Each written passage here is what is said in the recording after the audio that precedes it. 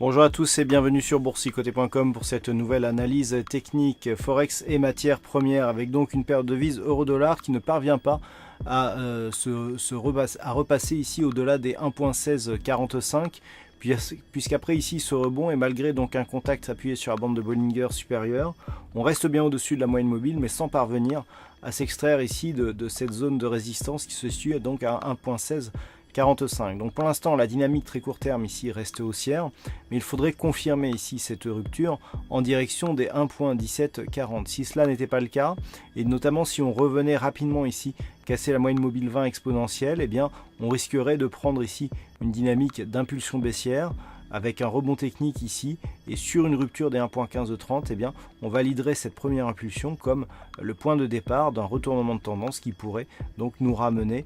dans la zone 50-61,8, puis en cas de cassure du 61,8% qui se situe à 1,1466 sur un retracement total.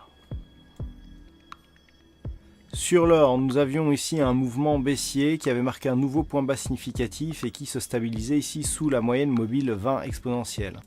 À la lecture de cette séance, ce que nous pouvons constater, c'est que la moyenne mobile 20 exponentielle agit désormais plutôt comme une zone de support que comme une résistance. De plus, nous sommes venus ici marquer un point de contact avec la bande de Bollinger supérieure, ce qui nous indique que dans cette configuration, on est été ici dans une phase de consolidation, mais qui pourrait se retourner. Donc par rapport à la dynamique globale, le fait ici d'avoir ce mouvement haussier avec ici cette phase de consolidation et un point bas supérieur au précédent, même si la dynamique ici est perdue du fait que l'on ait cassé ici à la baisse la zone de support oblique, eh bien pourrait marquer, mais pour cela il faudrait valider un contact et un dépassement de la zone ici de résistance intermédiaire des 1208,50 $ l'once. Donc il faudrait casser ce niveau à la hausse et par la suite s'affranchir donc de la zone des 1214,10 pour revenir ici sur la résistance des 1218,50. Une rupture ici de cette zone de point bas qui se situe à 1183,50 $ l'once validerait donc un possible retour ici sur la zone des 1179,50 et potentiellement une rupture de ce niveau qui pourrait nous ouvrir des objectifs inférieurs.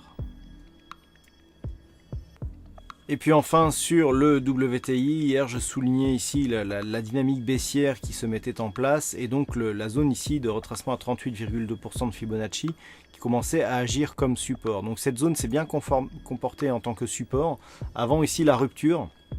Et on est venu d'une manière assez directe chercher ici la zone 50-61,8. Alors hier je vous indiquais qu'en cas de rupture on pouvait venir rejoindre ici ce point bas intermédiaire des 67,30 $ le baril. Ce point bas a même été enfoncé. Donc si on confirme ici et que les cours continuent à évoluer sous la zone de retracement à 61,8%, il pourrait y avoir un retour assez rapide ici vers la zone des 66, puis vers un retracement total qui pourrait nous amener ici sur cette zone de point bas à 63,88 $ le baril. Mais ce que nous pouvons constater aussi, c'est que suite à l'attaque de la zone 50-61,8, les cours remontent rapidement ici sur le retracement des 50%. S'il y avait un rebond technique et que la zone ici des 68,50 était reprise à la hausse, et confirmé par la suite par une moyenne mobile 20 exponentielle, eh bien nous pourrions avoir un signal de retournement. Mais le premier, je dirais le premier paramètre donc de ce possible signal de retournement serait une cassure haussière ici des 68,50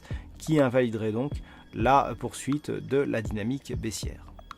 Voilà donc ce que l'on peut dire sur cette analyse technique Forex et matières premières. Passez une bonne soirée, de bons trades. On se retrouve dès demain pour le trading live avec le NFP et d'autres analyses techniques toujours sur le site boursicoté.com.